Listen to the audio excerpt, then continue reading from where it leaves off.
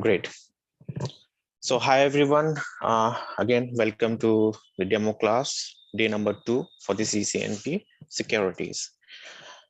So today we will going to resume our the pending session that we have left yesterday. That is, it's called Telnet.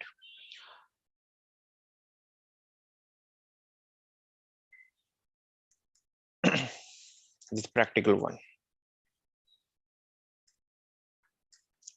Okay. Before starting this Telnet practical, I like to just revise whatever we have studied yesterday. Can anyone give me what is the how many planes are there? How many planes are there?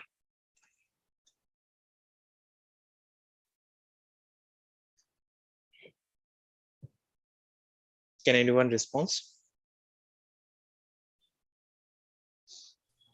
So it's a data plane, management plane. Data plane. And control plane. Management plane.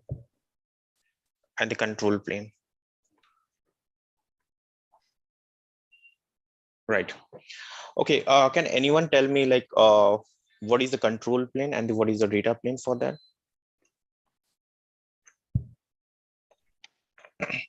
So data plane is the like data traffic that that goes through data plane, and control plane is the route updates, or if it is the layer 2 STP, BPDUs, and all these kind of that goes through control plane. Control plane. That's correct. And what about the management plane? That's Telnet SSH traffic. The Telnet SSH. Okay. So if I say that we have router 1, router 2, and the router 3 here, and we want to take access of router 3, right? So when the Telnet packet is moving from your PC to your router 1 and router 2 and router 3, so what we will call the Telnet packet in router 1? So it will fall under the data plane or your control plane. Can anyone tell me?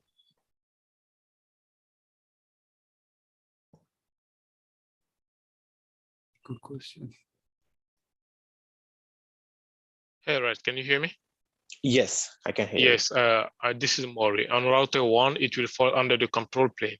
On router 2, also control plane, and then on router 3, it will be the management plane. Management plane. Okay, that's great. That's correct. And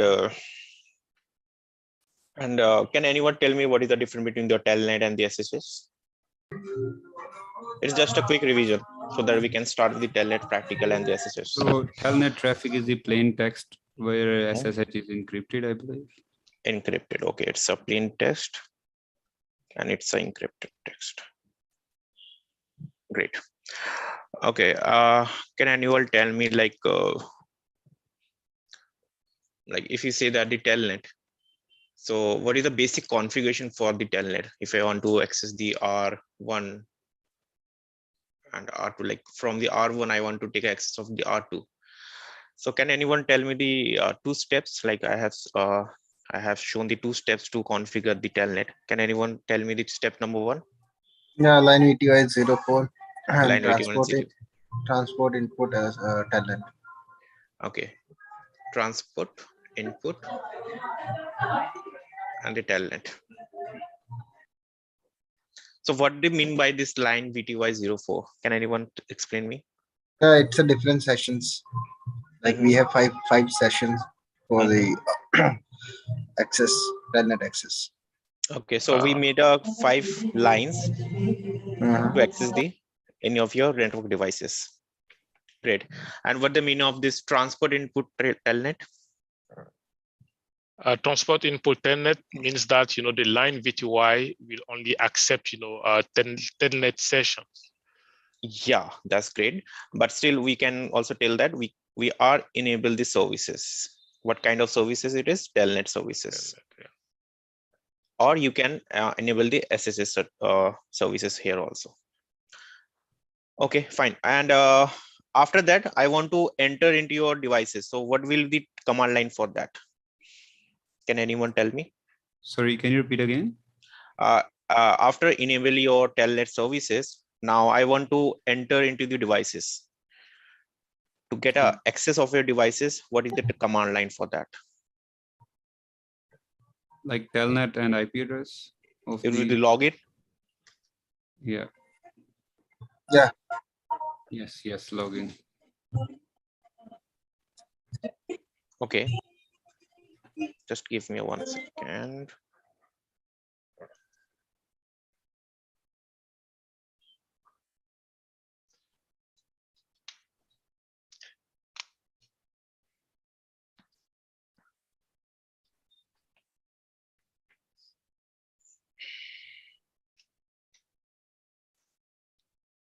Just give me 1 minute.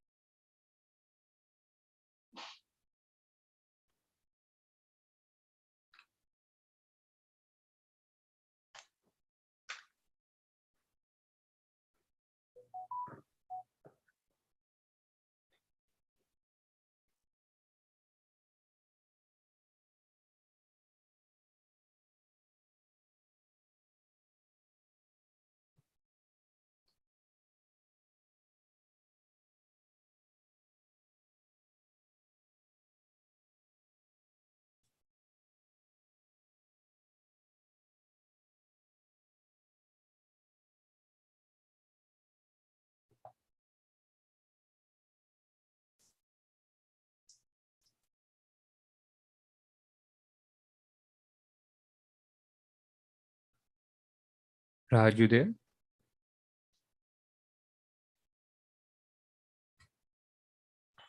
Yeah, yes, I'm here. I'm just getting some technical issues here. Oh, okay, yeah.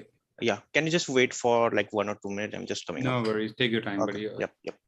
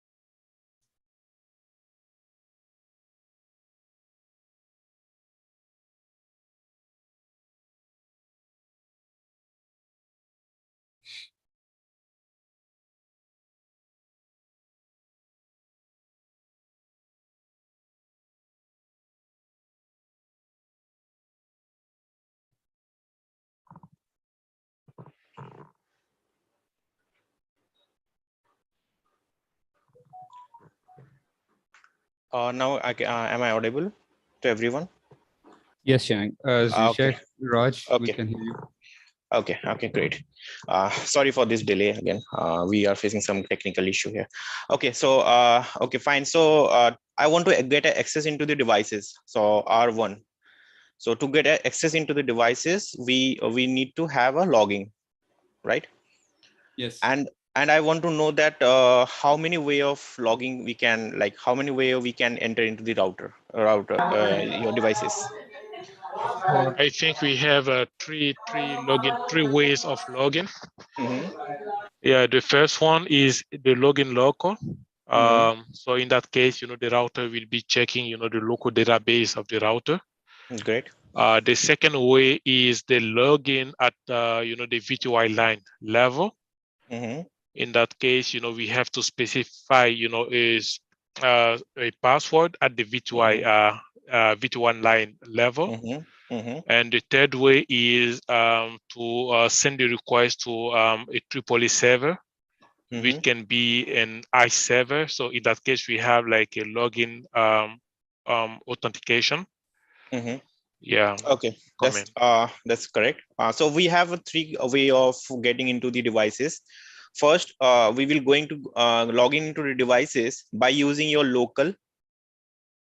By using your local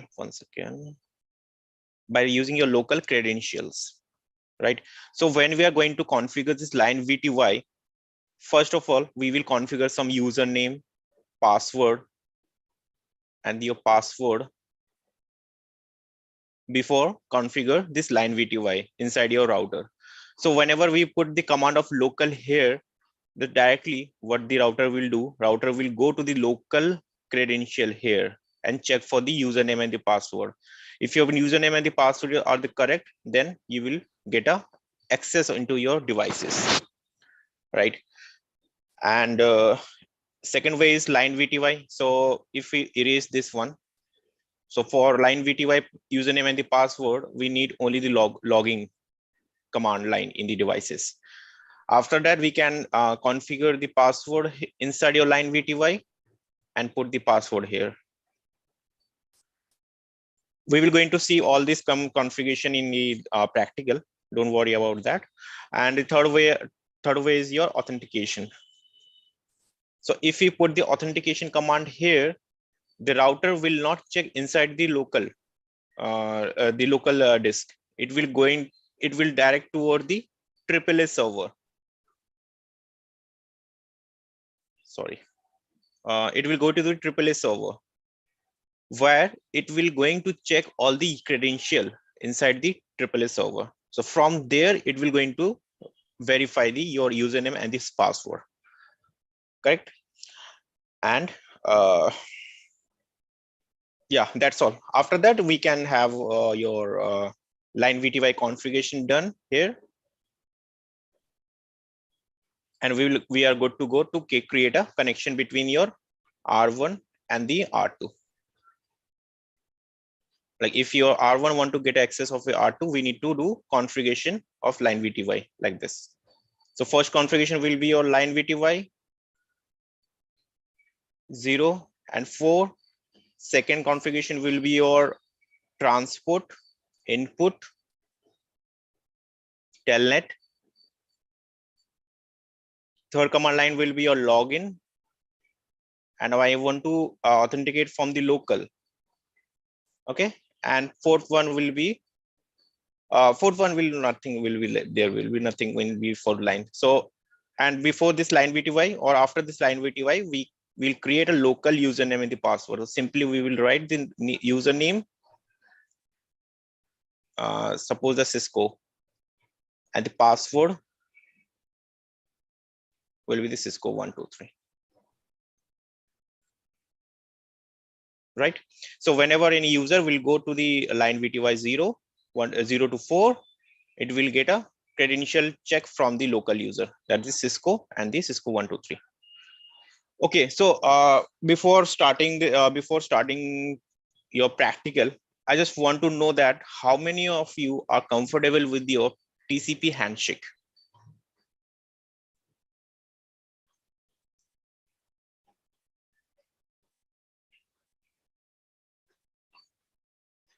Because see, first of all, like to discuss something with you guys, that Telnet and SSH is look like a very simple concept, you know.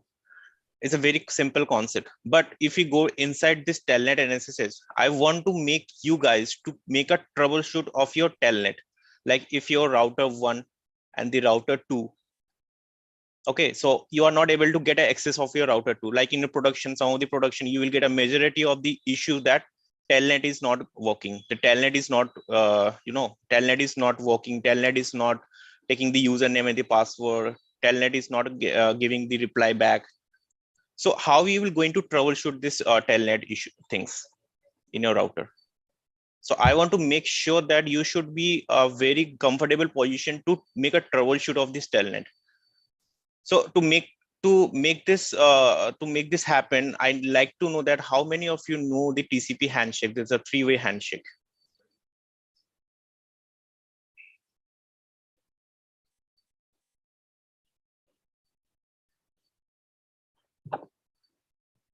Let me know if you're not comfortable with the 3-way handshake, because I'm going to deep dive into the inside this 3-way handshake, and I've been going to show that how you will going to catch the fault between your handshake, and you will get the issue that where it is obstructing your Telnet packet, why it is not Telnet packet is not exchanging between this.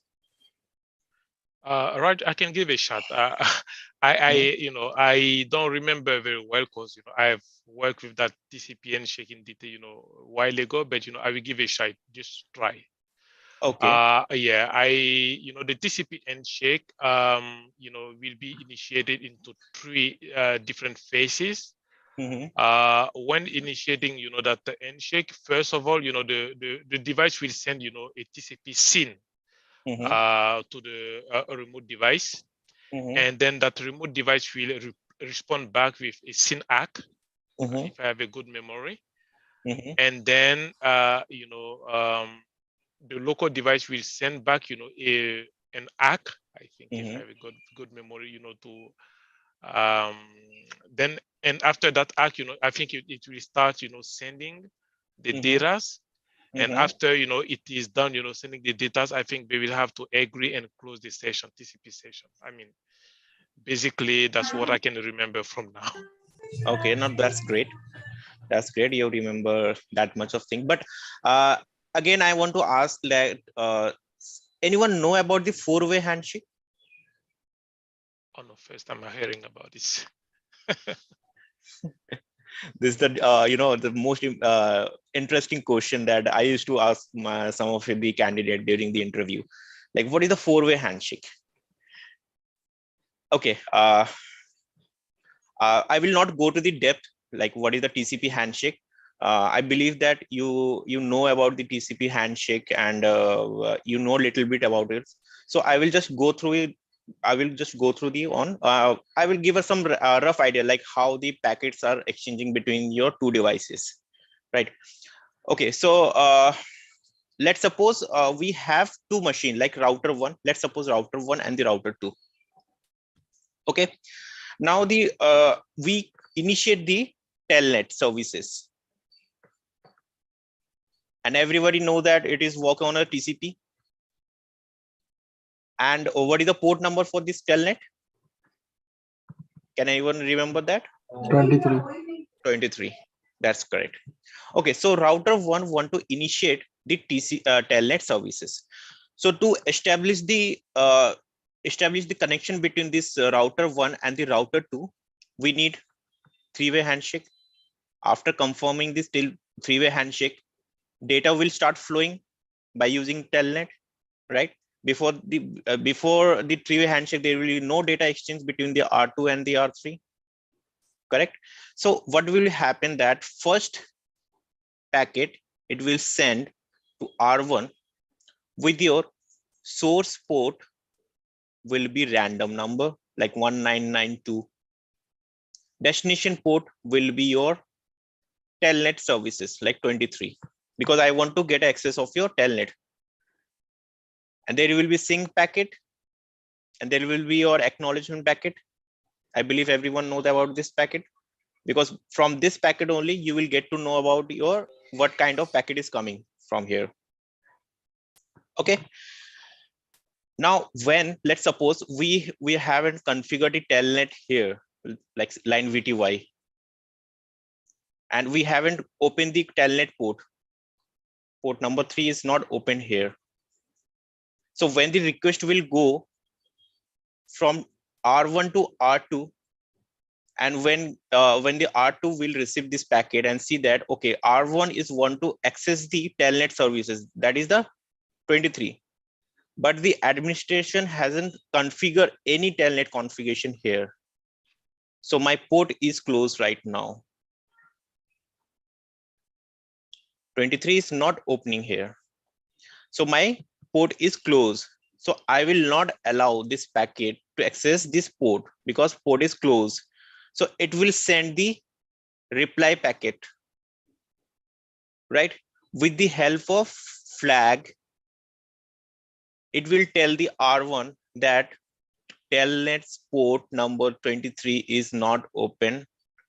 So I'm going to refuse your connection. It's not opening here. So we are going to refuse this connection. Everybody is clear till now? Yes. Right. So from the flag, so have you know about the flag, number of the flags? Like int flag, reset flags. Yep. So what will be the flag for this? Like if there is telnet port number is 23 is closed. So what the flag the R2 will send to the R1?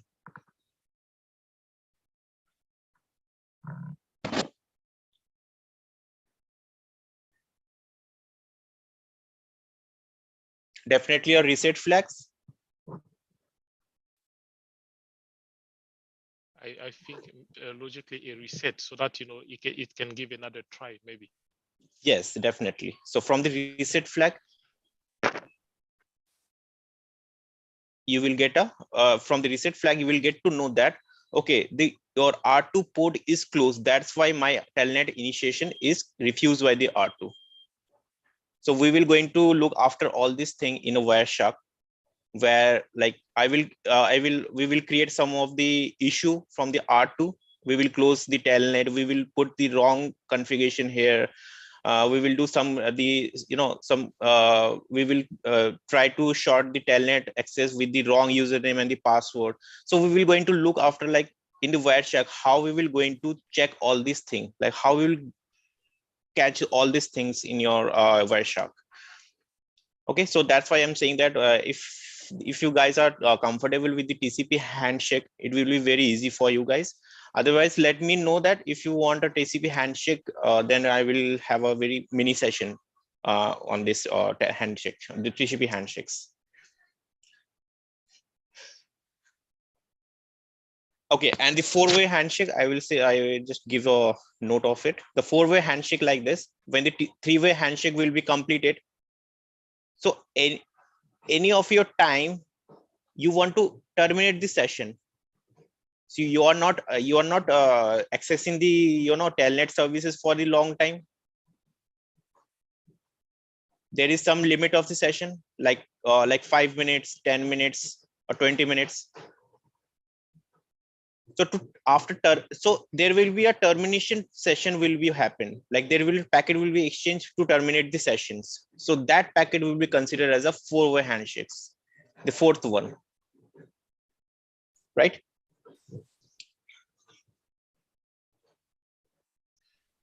Everyone clear with it? Raj, can Yep. you bring back that slide? I have a question. Mm-hmm.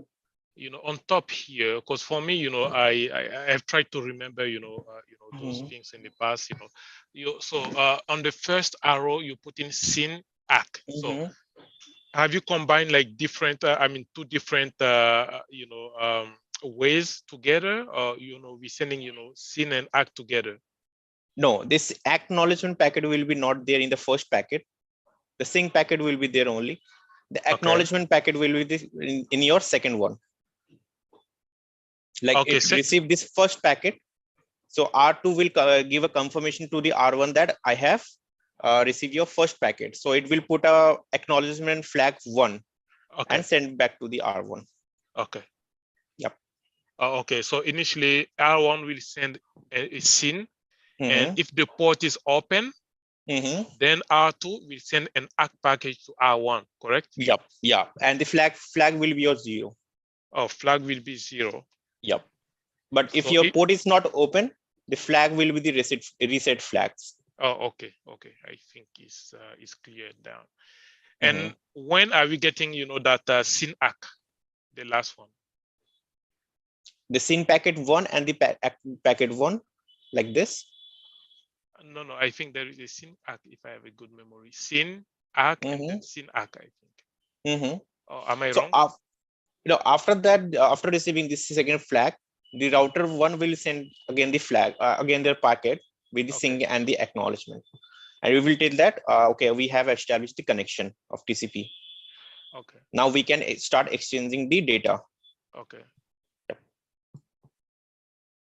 Okay. So then at this point, the first way is the sync. The second way is the SYN ACK. The ACK, the acknowledgement from the router 2. And then the third one will be from R1 to R2 by starting sending the data, correct? Yep.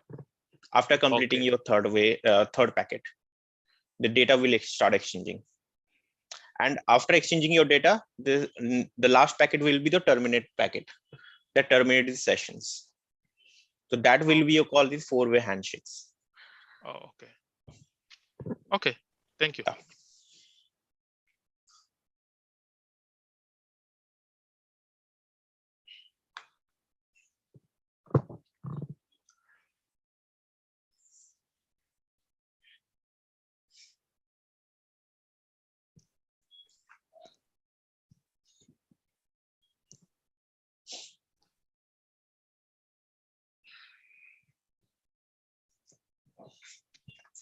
Okay, before starting this Telnet packet, I just want to complete the SSH. Then after that, we will do some practical with the Telnets and the SSH. We have some small tasks to perform the Telnet.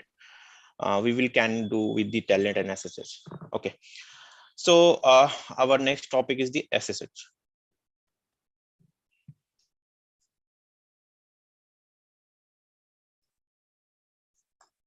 So everyone knows that Telnet is your plain text.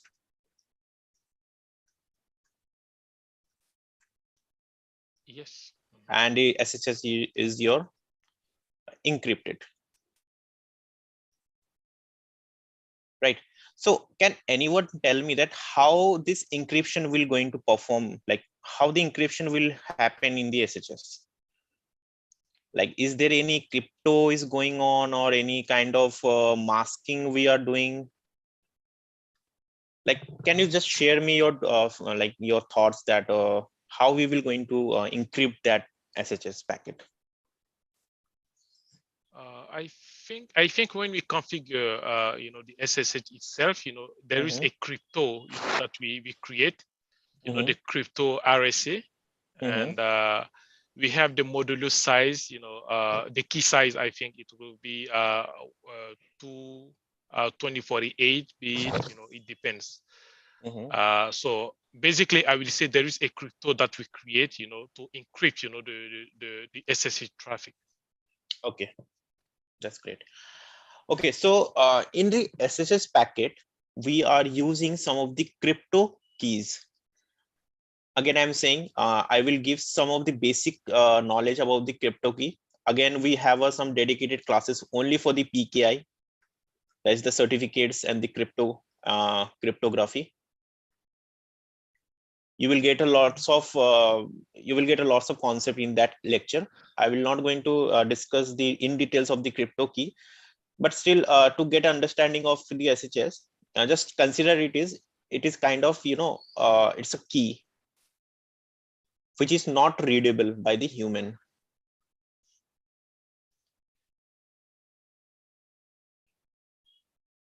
Okay, it is not readable by the human because we want a secure connection, and it is not decrypted by any of your it is not possible to decrypt with simple procedure like by the humans. It's a basic terminology that I'm using right now just to get the overview understanding of the crypto key. In details, we will going to start a new lecture of the PKI. We will get to know about that. Okay, so crypto key is like a key which is not readable by the human, and we are going to use this crypto key to encrypt the name and the password.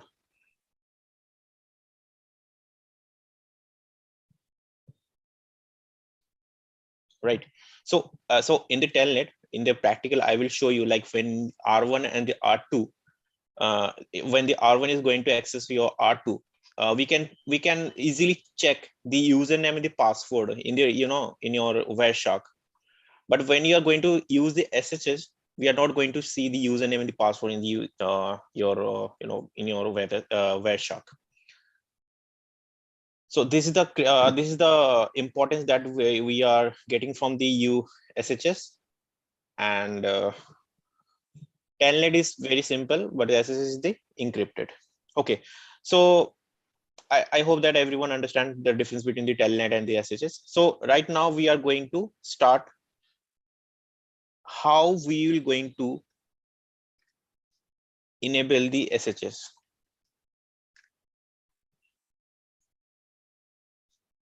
Right, and second step will be like configure the SSH, the line VTY, sorry, to accept the SSH request.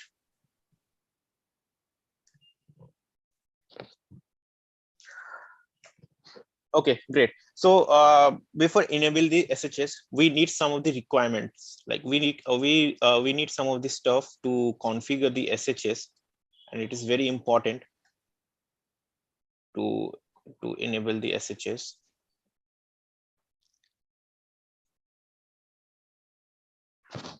Your first requirement will be to generate a crypto keys.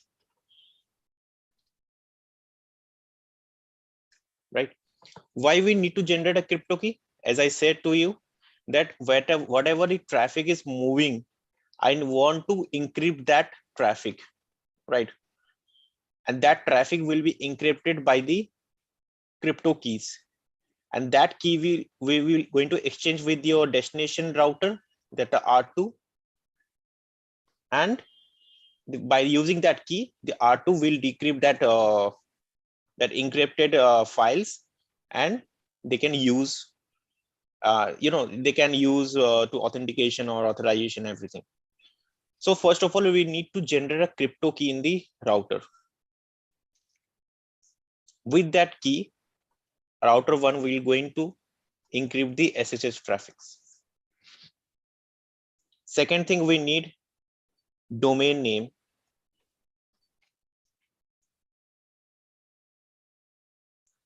And third one, we require the host name.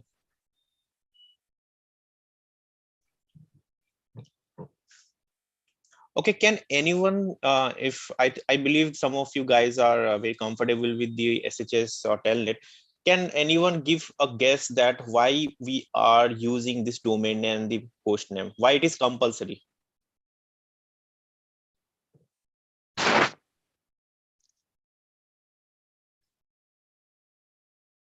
Why it is compulsory?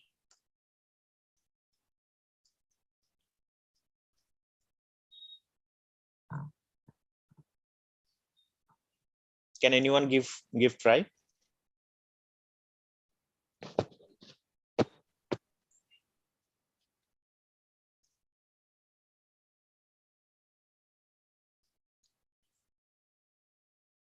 Okay, no problem. So these two lines are very important to enable the SSH to enable the SSH services, because we need domain name and the host name to create a crypto keys. So your crypto keys name will be, the key name will be the combination of domain name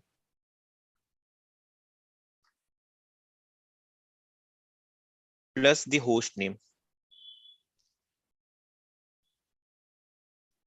By using your domain name and the host name, the crypto key will form. This crypto key will create. That's why we require a domain name and the host name to create a crypto key.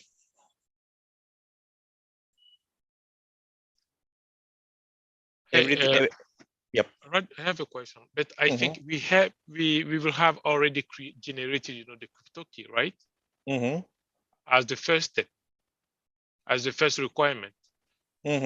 So it has already been created. So why is it coming back? Okay. No, we need this domain name and the host name to create a crypto key. So this is your, the requirements. We need to require to configure the domain name, the host name, and by using the domain name, the host name, the crypto key will be generated. So this is your requirements. Oh, okay. So if I have to order them, the first thing will be to have a domain name first, and then a host name, and finally we can then generate a crypto key. Am I correct? Key. Yep. Oh, okay. Don't consider this the order. It's not an order. It's not requirements. Like you need the 3 lines to create a messages. Okay.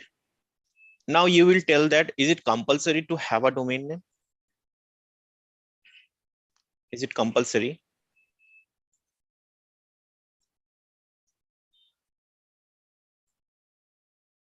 To have a domain name?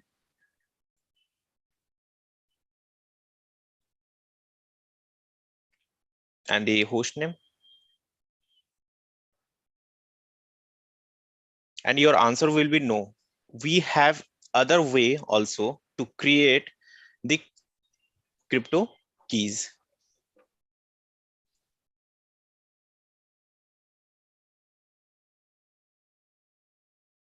Right.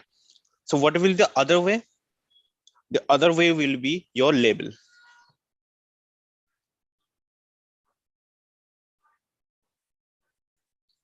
So when we are going to use the label, we don't require any domain name or any host name for that. With the help of the domain label, we can create a simple crypto keys. Right. So to generate as SSH, we have, just recap a topic. We require domain name, host name to generate a crypto key. Or we require the labels. By these two processes, we can create a crypto key for the SSH.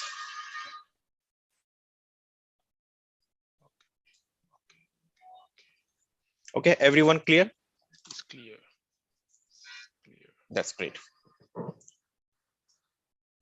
Okay, so let me share some of the configuration for that, like how we will going to create a crypto key, right? So just create a crypto key. This is a simple procedure, like you will start a line VTY 0 and 4. You will say that, okay, I want to go to login local, and I want to enable the services.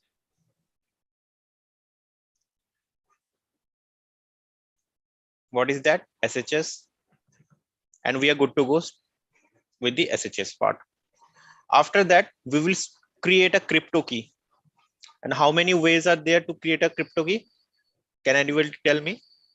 2 ways. 2 ways. By using your domain name and the host name, or using a label. or using the label. Yeah. Right? So to create a crypto key with your label, I will going to show the label one first. Then we will move to the domain name and the host name. So to create a crypto key using the whole label, we are using the command line, that is crypto key generate RSA label. Correct? And we will going to put, we have three options after this label. First option, that we will going to create a crypto key for the SSH. We have to tell the router that you are going to create a crypto key. That is the name of the crypto key is the RSA. We will going to see what is the RSA and what all other crypto key we are going to use in your VPN, your firewall, any other stuff. We will have a separate session for that. And I'm going to use the label process. And to whom I'm going to use this crypto key, we have an option for the SSH. We have an option for the SSL. And we have a process crypto key for the HTTP.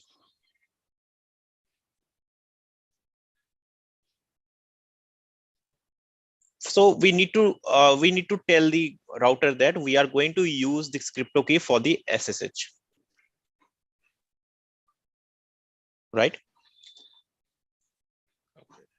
And after that, we will going to tell that, okay, after creating this crypto key, and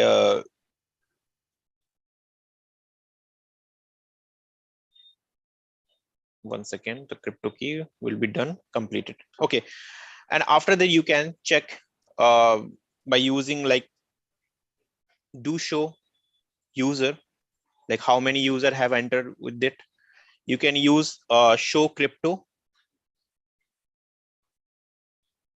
keys to check your crypto keys, how many crypto keys, like how many crypto keys you have make RSA. So by using these two commands, you will going to check the crypto keys, and you're going to check the how many user have entered through the SSH. Right. We are going to do the practical for this. Don't worry about that. Let me complete the theory part first of all, then we will move to the practical one. Okay. So and again, we can tell the router that, okay, please make me crypto keys with the size of 10424. I want a crypto key with this size. Why this size? The larger size of the crypto key, it will consider as a more secure and more difficult to break.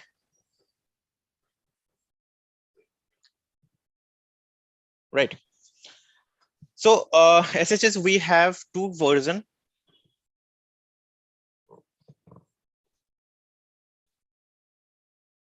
We have two versions. Version number 1 and the version number 2.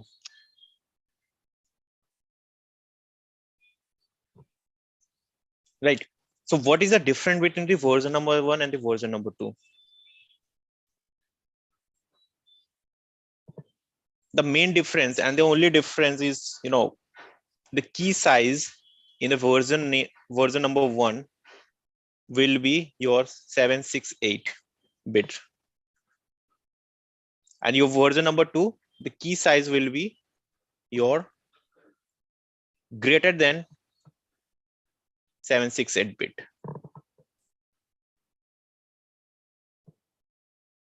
Right. This is the main difference between your version number 1 and the version number 2. Why so? Because and version number 1 is less secure, and version number 2 is your more secure. Why that so? Because already we have less number of bits here for the version number 1, and we have a large number of bits in version number 2. Okay, can anyone tell me that if I have configured any crypto that is 1024 bit. So for which version it will going to fall? Version 2. Is of 2. That's great. Okay, if I said the crypto, I want to make a crypto 761, in which crypto it will going to fall? Version 1. Version 1. That's great. And if I say if I going to use the crypto for 760, so which version? Version 1. That's wrong, because we have another version that's called 1.5. So 1.5 is something between your version 1 and the version 2. Right? So if I summarize all the version, we have version 1, version 2, and the version 1.5. Right? And what is the difference between that? It is less than the 768. It is more than the 768. And it will fall, if any crypto size is 760, it will fall under the 1.5 version. Everybody gets clear? It's clear. Yeah. Okay. Now how we're going to configure the size? So simple command line is like crypto key generate RSA, and we are going to use label, and for which service? SSH services here, and we are going to use the module, and we are going to put your size of your crypto. That may be 768 or 760 or more than this 768, anything, or you can put 1024.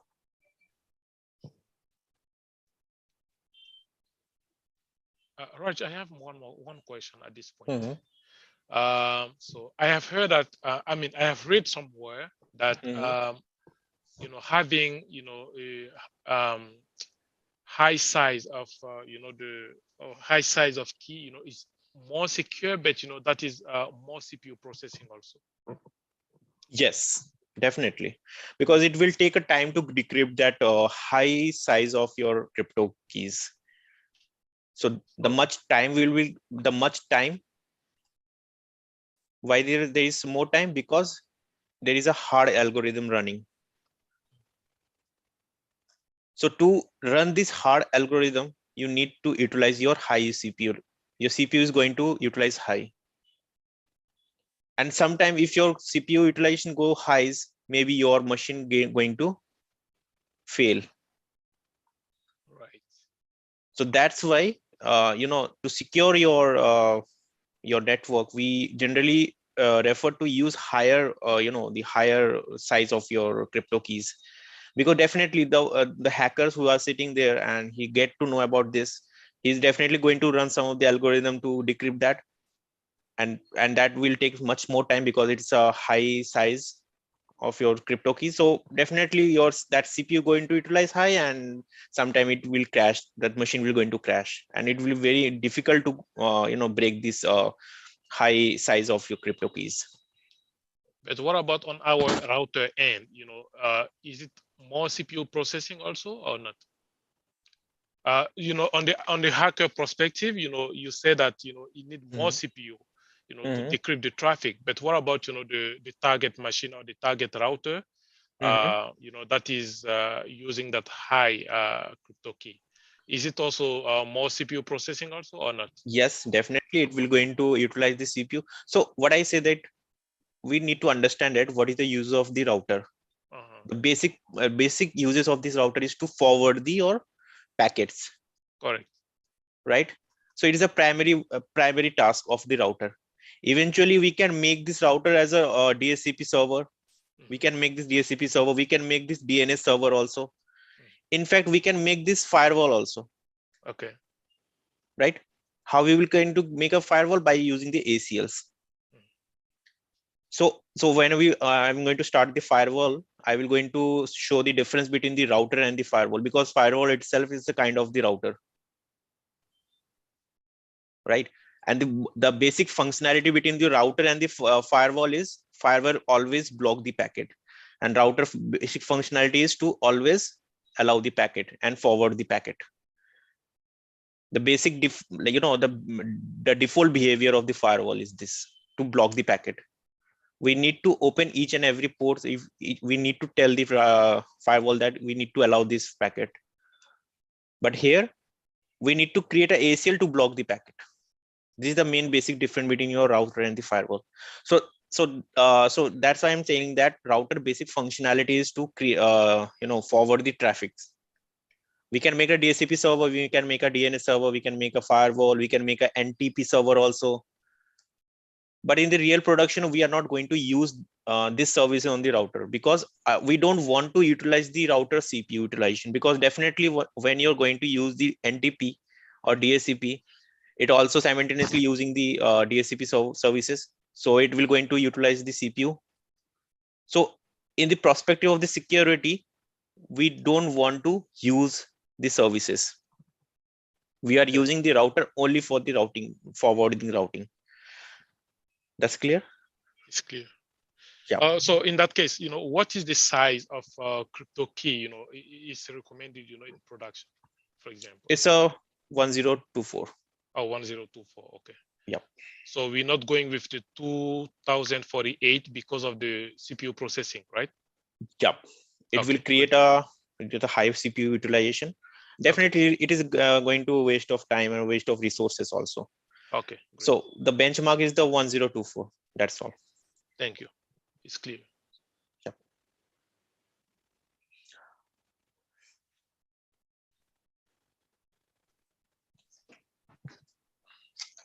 Okay. Any other question?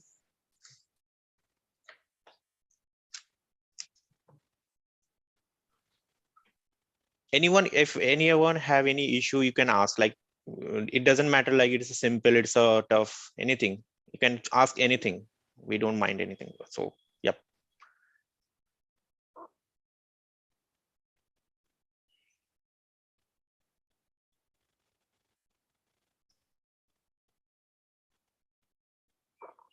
Okay, everything is clear? That's great. Okay, so let's move to the practical one.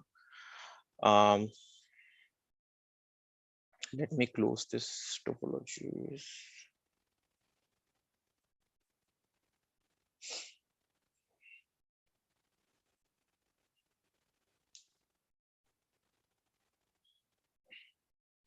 Is it visible for everyone, or I should increase the font size for you guys?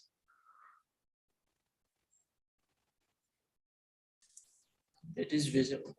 Okay, let me change the font size for you guys.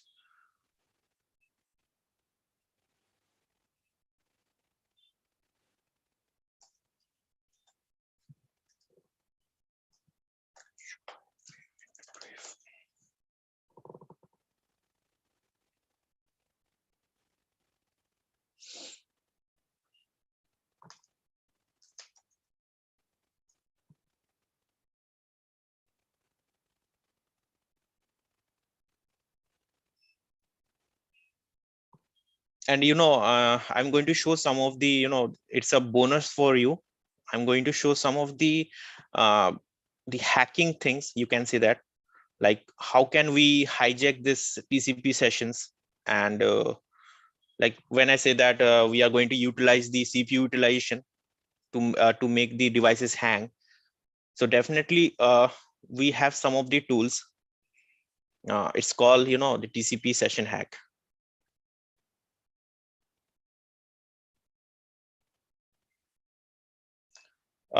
So in this session hack, what we will do, definitely the TCP connection is not going to use your IP addresses, correct? So any hacker will get an access of it and make a false TCP packets to make a connection between the hacker machines and your client. And from there, I can make a hang of these machines, attacking machines, by using the TCP flood. We will send n number of sync packet, within a 5 milliseconds, with the interval of the 5 millisecond, and the attacker machine will start flooding the TCP sync packet, and this machine will get confused and will stop responding, and this machine will get into infected. So we will look this TCP session hack also, how we will going to hack the sessions, how we will going to hang the machines and take access of that. We will look that also. So yeah. And why I'm creating this Telnet and SSH, because in production you will get most of the issue from the Telnet and SSH, like in the VPN also, and in a firewall also. Most of the cases will come from the SSH and the Telnet. Okay, fine. So we are good to go with it. So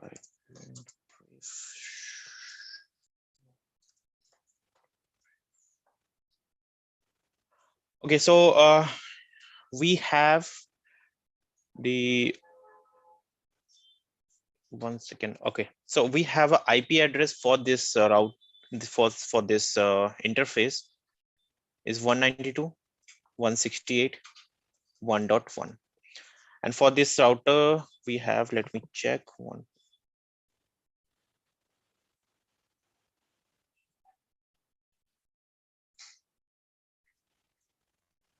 Okay, we have two.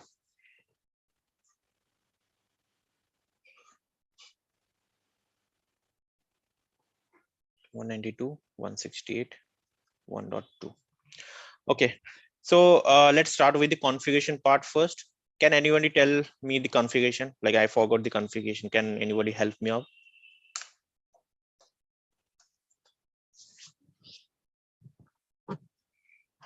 We have to configure the line V2I first. Line V2I 04. Yeah, I think you mistyped line. 0 and 4. Okay, let me give the task before that. Like, I have some requirements. Sorry.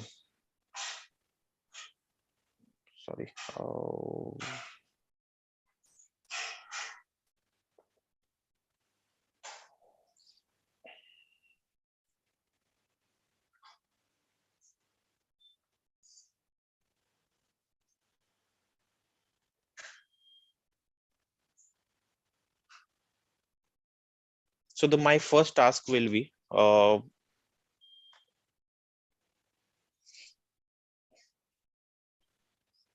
task number 1 is I want to configure the R2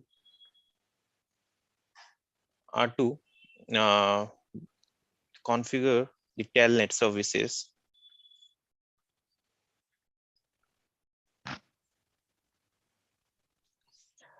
configure the Telnet services using your local.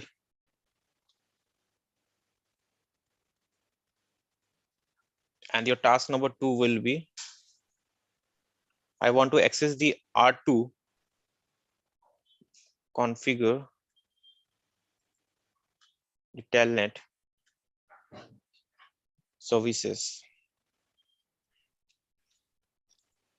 with your local, with your line VTY password. So yeah.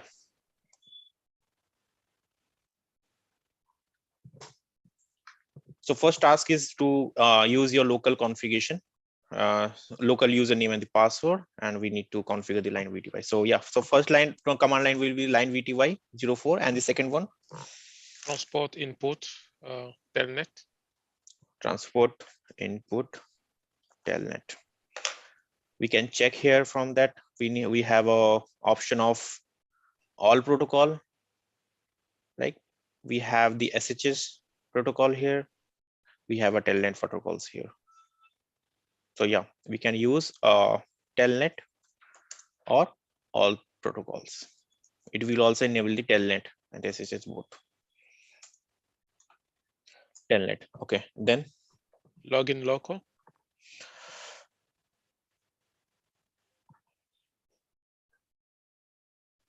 login. Local. We have local. And after that, we can step back, exit out from this one, going to global config and create the user, the username and password or username and secret. Username will be the Cisco.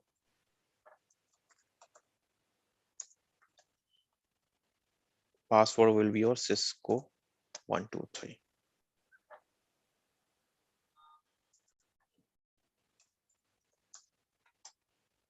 Right?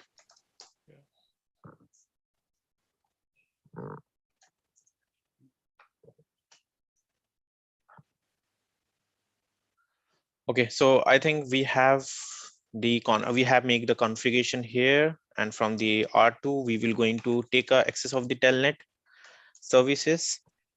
Telnet service 192.168.1.1. No, sorry, 2.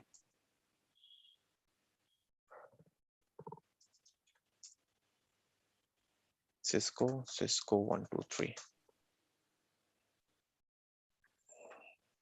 Sorry, Cisco capital, I think. Cisco 123.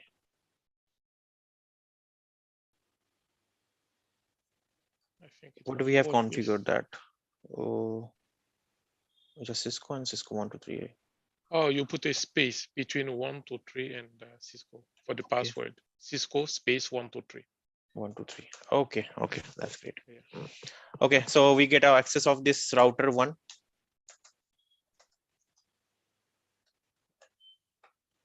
Okay, we haven't set the enable password here for that.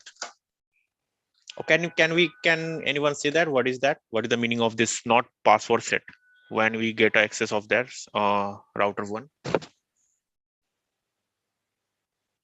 I will say when we do a remote session, a target. So I think one of the requirements is to have, an enabled password, to be able to switch from the user exec mode to privilege mode. Yeah. So Okay, we have to set up a privilege, an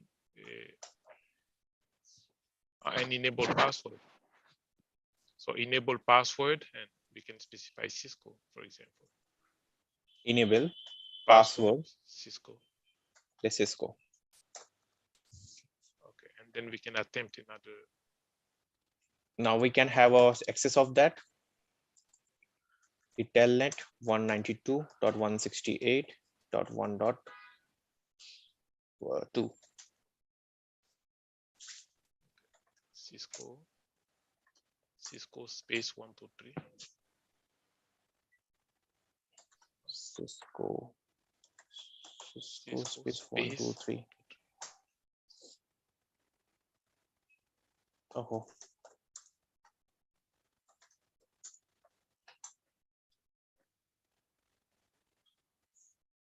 What's wrong with it? Yeah, lowercase. It is everything with low letters. And the username. Okay, we have make a and the low letter and this space 123. Yeah. Again, let's try with the 192.168.1.1. Sorry, 2.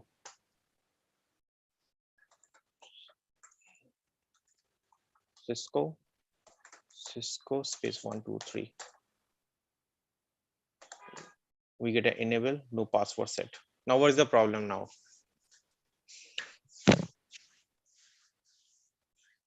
Can we troubleshoot this part?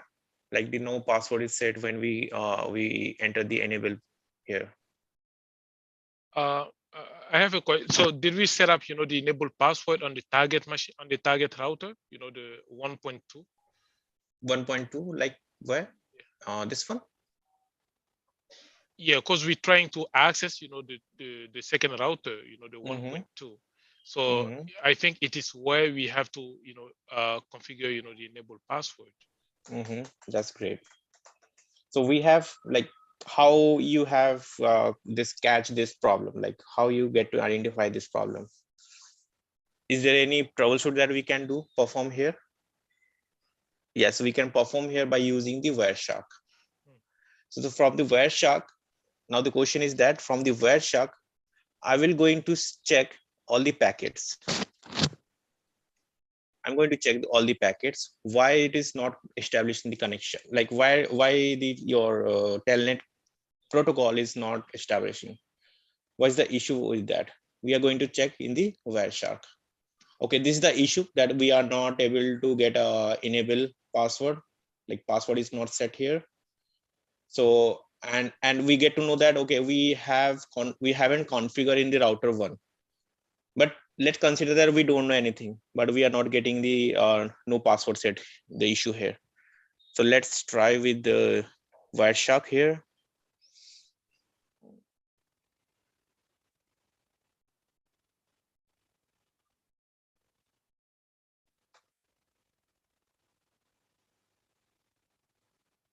Where is the Wireshark capture? Let's get it.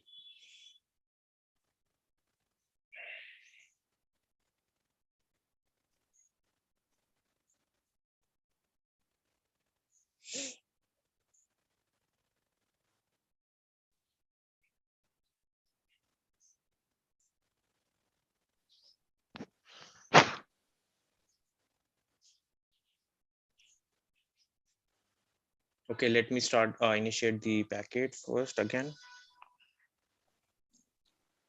No, actually we are creating we are sending the request from the R2 to R1, right? So we need to capture this R2 port.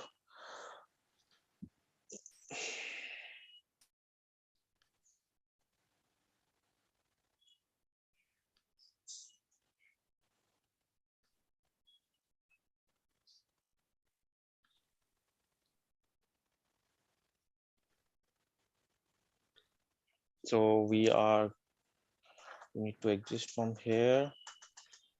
We need to generate the telnet for 192.168.1.2. This is Cisco and Cisco 123.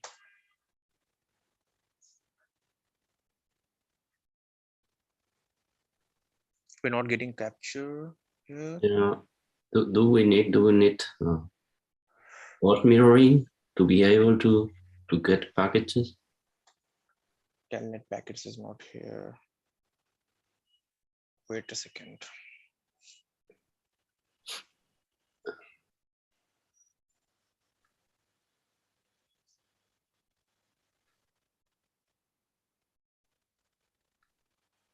Sgig 0/0 here.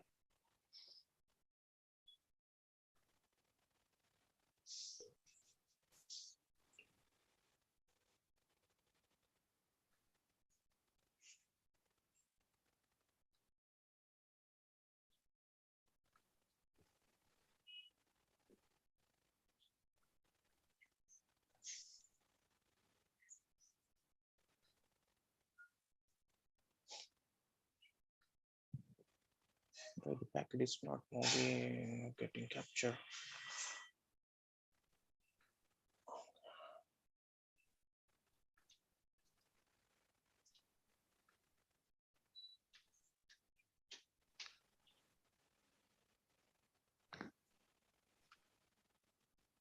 Give me a second. I just check the resources, my resources, why it's not getting.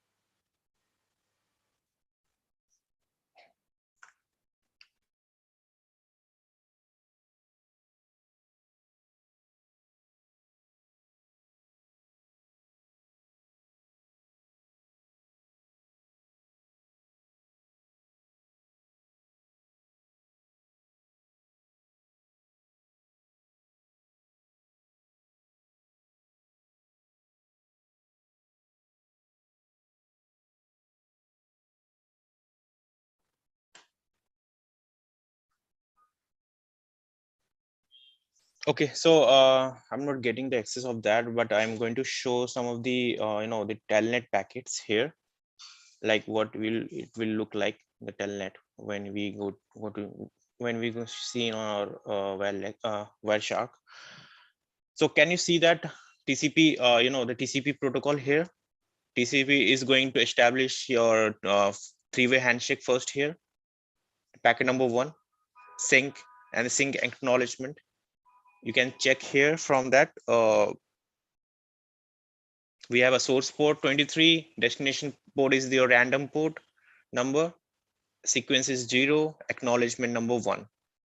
Like it is acknowledging that okay, we have telnet, we are acknowledging that we get a packet of your packet number 1 and we are good to go, right? And in your flag packet you can see that we have 0x012. That means your sync is good. You can move to forward. There is no block or anything else, right? So if your reset packet, if your flag is a reset, then definitely there is your port is not working here. But this packet is enable the telnet services. So from here we can see that it is running fine. There is no problem with the flag. Okay, so we have acknowledgement packet 1, the acknowledgement packet 2, the handshake packet number 1, 2, and the 3, right? After establishing the packet, the three-way handshake, the telnet data will start flowing from source to destination there, right? So after that, again the TCP will going to establish sessions, because there is a limited time of the sessions there will happen with your three-way handshakes. So it's not going the infinity times, it have a certain time periods with it. So yeah, so after that again the telnet packet will going to exchange.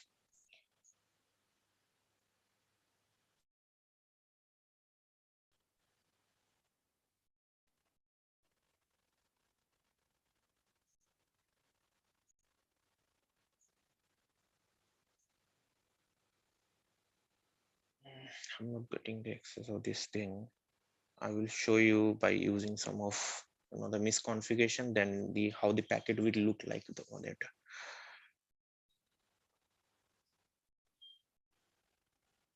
Okay, then what I will do, I will continue the session with the next day.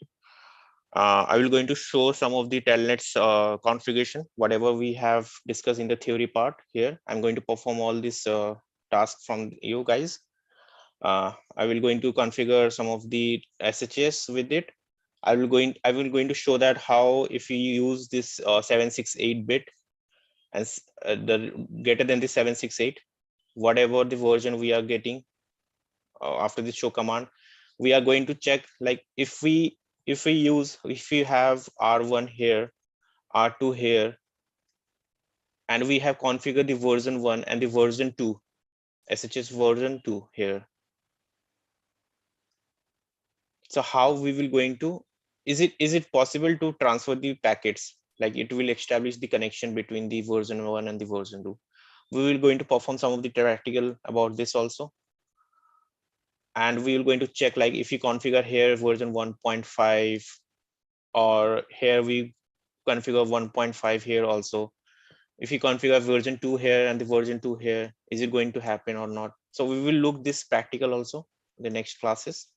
Along with it, I will going to, again, I'm going to show everything in Wireshark like this.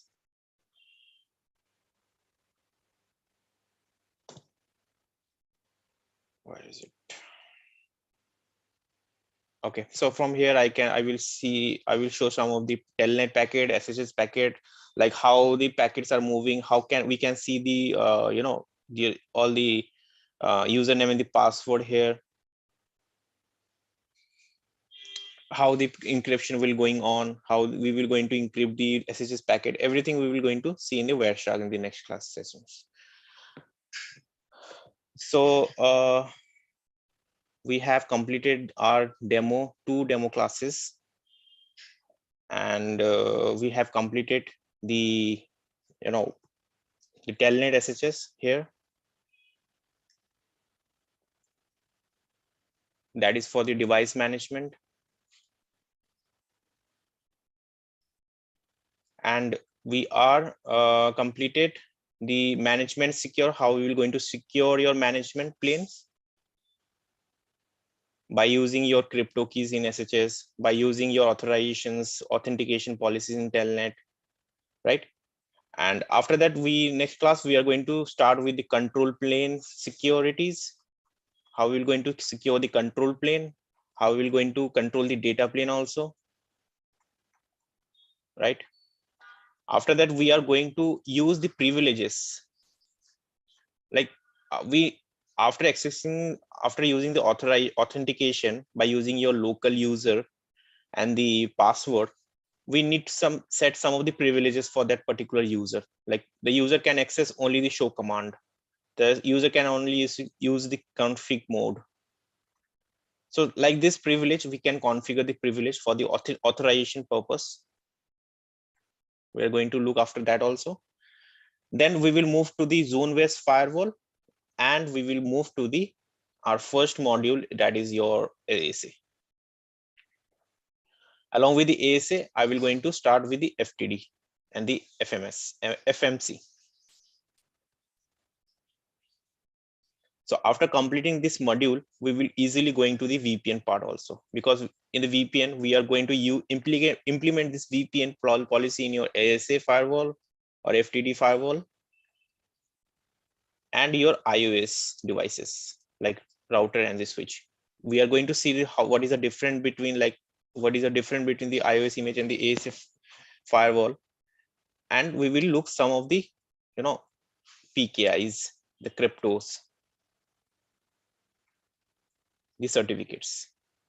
So like this way, we will move our block one by one, and we will like continue our journey with the Ccnp security. Okay, guys. So anything else you want to ask? You want to resolve your queries? You can ask me anything about the course, about your anything else not related to your course. You can ask about your career path also, like how you're thinking about your Ccnp security, what your goal plan, what is your career plan about it. Yeah, you can ask anything.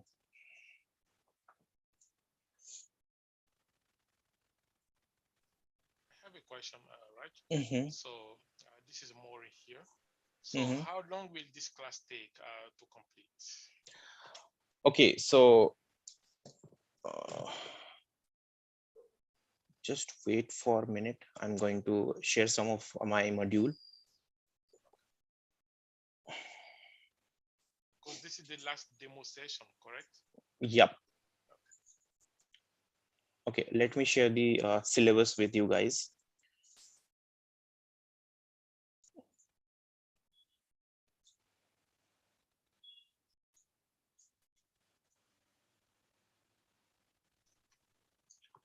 So like you can check here, like because our first class was the introduction class, so I took some of the time to introduce some Ccnp syllabus and all.